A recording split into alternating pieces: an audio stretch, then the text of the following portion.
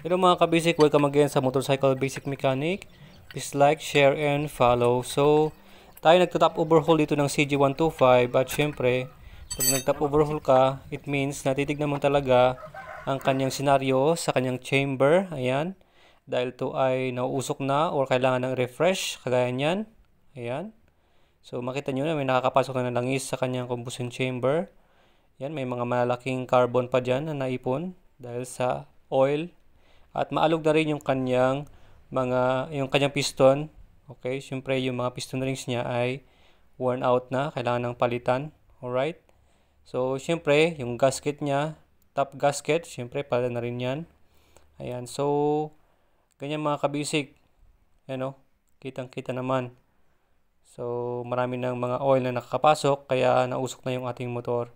Yan, sa gilid-gilid. Pansin nyo yan. Yan. So mga kabisik, syempre valve seals palitan na rin at piston rings, yan. Yan o, kita nyo na ba yan? So napaka-itim na. Alright? Especially sa gilid-gilid. So yun lang mga kabisik, please like, share, and follow, and God bless everyone.